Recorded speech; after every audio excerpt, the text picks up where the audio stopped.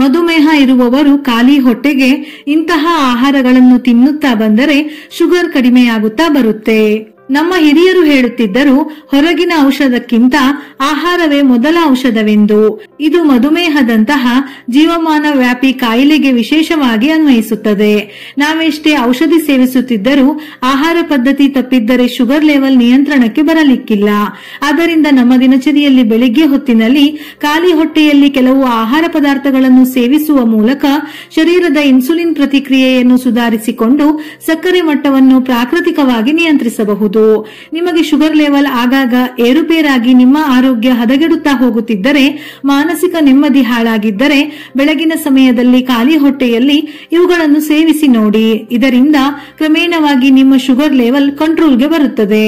ಸಕ್ಕರೆ ಕಾಯಿಲೆಯನ್ನು ಅತ್ಯಂತ ಪರಿಣಾಮಕಾರಿಯಾಗಿ ನಿರ್ವಹಣೆ ಮಾಡಿಕೊಳ್ಳಬೇಕು ಎಂದು ಅಂದುಕೊಂಡರೂ ಕೂಡ ಅದು ಸಾಧ್ಯವಾಗುವುದಿಲ್ಲ.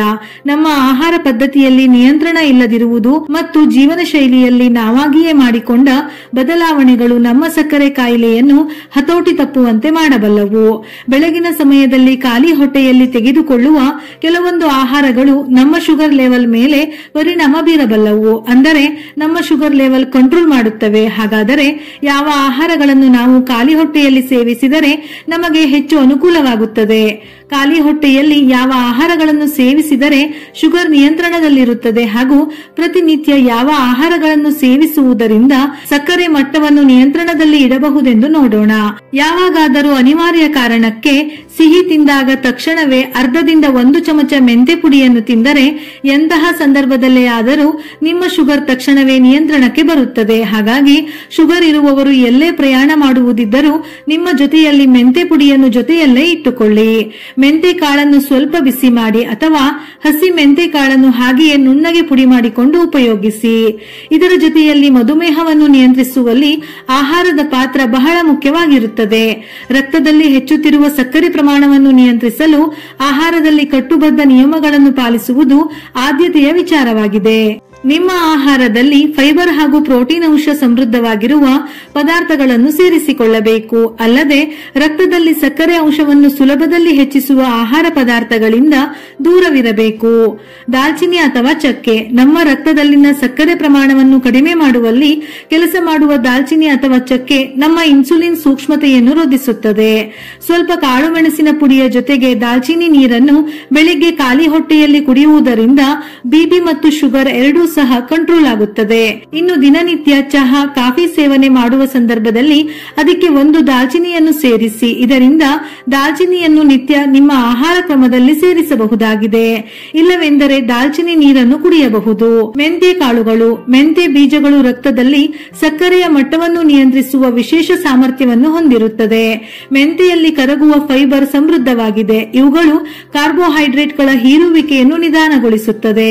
ಇವುಗಳು ರಕ್ತದಲ್ಲಿ ಸ್ಥಿರವಾದ ಸಕ್ಕರೆ ಮಟ್ಟವನ್ನು ಕಾಪಾಡಿಕೊಳ್ಳಲು ಸಹಕರಿಸುತ್ತದೆ.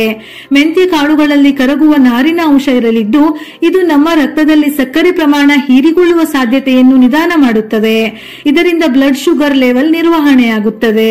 1 ಟೇಬಲ್ ಚಮಚ ಮೆಂತ್ಯ ಕಾಳುಗಳನ್ನು ನೀರಿನಲ್ಲಿ ರಾತ್ರಿ ಇಡೀ ನೆನೆ ಹಾಕಿ ಬೆಳಿಗ್ಗೆ ಖಾಲಿ ಹೊಟ್ಟೆಯಲ್ಲಿ ಆ ನೀರನ್ನು ಕುಡಿಯುವುದರಿಂದ ಬ್ಲಡ್ ಶುಗರ್ ಲೆವೆಲ್ ಆರೋಗ್ಯಕರವಾಗಿ ನಿರ್ವಹಣೆ ಆಗುತ್ತದೆ ಮತ್ತು ಇನ್ಸುಲಿನ್ ಸೂಕ್ಷ್ಮತೆಯನ್ನು ಅಭಿವೃದ್ಧಿಪಡಿಸುತ್ತದೆ.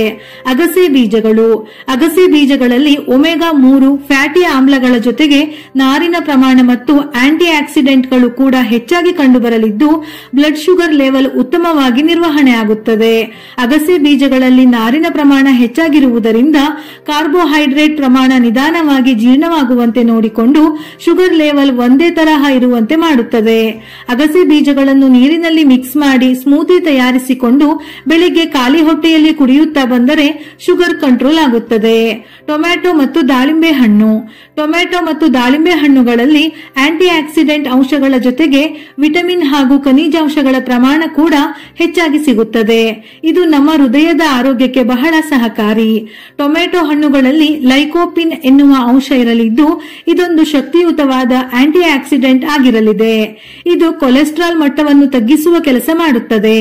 ದಾಳಿಂಬೆ ಹಣ್ಣಿನ ಜ್ಯೂಸ್ ನಮ್ಮ ದೇಹದಲ್ಲಿ ರಕ್ತ ಸಂಚಾರವನ್ನು ಹೆಚ್ಚಿಸಿ ಉರಿಯೂತವನ್ನು ಕಡಿಮೆ ಮಾಡುತ್ತದೆ. ಬೆಳಿಗ್ಗೆ ಖಾಲಿ ಹೊಟ್ಟೆಯಲ್ಲಿ ಹಸಿ ಟೊಮೆಟೊ ಹಣ್ಣಿನ ರಸ ಮತ್ತು ದಾಳಿಂಬೆ ಹಣ್ಣಿನ ಜ್ಯೂಸ್ ಕುಡಿಯುವುದರಿಂದ ಬ್ಲಡ್ ಶುಗರ್ ಲೆವೆಲ್ ಆರೋಗ್ಯಕರವಾಗಿರುತ್ತದೆ. ಮತ್ತು ಹೃದಯ ಹಾಗೂ ಹೃದಯ ರಕ್ತನಾಳಕ್ಕೆ ಸಂಬಂಧಪಟ್ಟ ಸಮಸ್ಯೆಗಳು ದೂರವಾಗುತ್ತವೆ.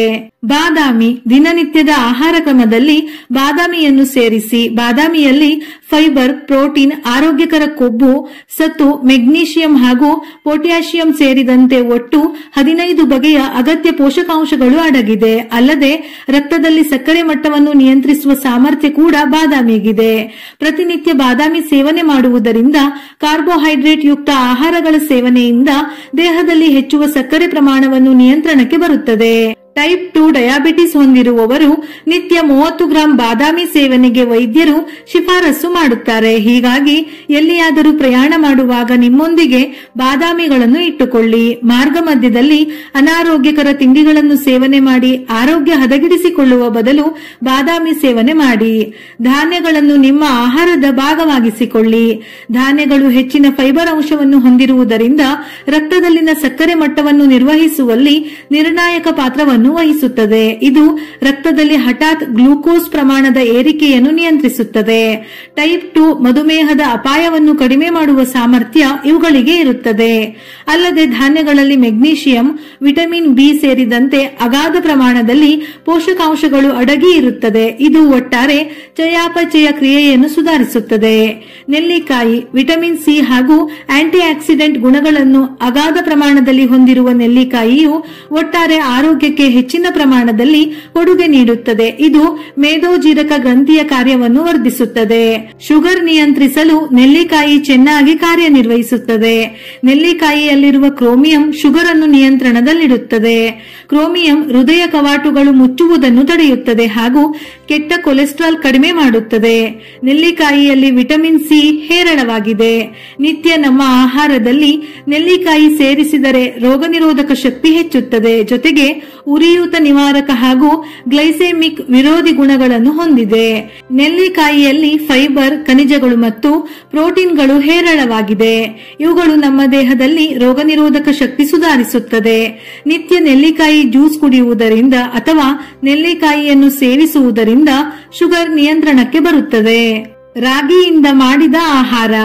ರಾಗಿಯು ದೇಹದ ಆರೋಗ್ಯಕ್ಕೆ ಉತ್ತಮವಾಗಿದೆ. ರಾಗಿಯಲ್ಲಿ ಕಬ್ಬಿಣದ ಅಂಶವು ಸಮೃದ್ಧವಾಗಿದೆ. ಮಧುಮೇಹಿಗಳಿಗೆ ರಾಗಿಯಿಂದ ಸಿದ್ಧಪಡಿಸಿರುವ ಆಹಾರಗಳು ತುಂಬಾ ಪ್ರಯೋಜನಕಾರಿಯಾಗಿದೆ. ರಾಗಿ ಕಡಿಮೆ ಗ್ಲೈಸೆಮಿಕ್ ಸೂಚಿಯನ್ನು ಹೊಂದಿರುವ ಚಿಕ್ಕ ಧಾನ್ಯವಾಗಿದೆ. ದೈನಂದಿನ ಆಹಾರದಲ್ಲಿ ರಾಗಿಯನ್ನು ಸೇರಿಸಿದರೆ ರಕ್ತದಲ್ಲಿನ ಸಕ್ಕರೆ ಮಟ್ಟ ನಿಯಂತ್ರಣಕ್ಕೆ ಬರುತ್ತದೆ. ಜೊತೆಗೆ ಸಕ್ಕರೆ ಮಟ್ಟ ಏರಿಕೆಯಾಗುವುದನ್ನು ಕೂಡ ತಡೆಯುತ್ತದೆ. ರಾಗಿ ಸೇವಿಸುವುದರಿಂದ ಕ್ಯಾಲ್ಸಿಯಂ ಕೊರತೆ ನೀಗಿಸುತ್ತದೆ. ದೇಹದ ಶಕ್ತಿ ವೃದ್ಧಿಸಲು ಪೂರಕವಾಗಿದೆ. ಮಧುಮೇಹಿಗಳಿಗೆ ರಾಗಿ ರೊಟ್ಟಿ, ರಾಗಿ ಗಂಜಿ ಹಾಗೂ ವಿವಿಧ ರಾಗಿಯಿಂದ ಮಾಡಿದ ಆಹಾರಗಳನ್ನು ಸೇವಿಸುವುದು ಹೆಚ್ಚು ಪ್ರಯೋಜನಕಾರಿ. ಮಧುಮೇಹಕ್ಕೆ ಜೋಳದ ರೊಟ್ಟಿ ಉತ್ತಮ. ಮಧುಮೇಹಿಗಳಿಗೆ ಜೋಳವು ಅತ್ಯುತ್ತಮವಾದ ಧಾನ್ಯವಾಗಿದೆ.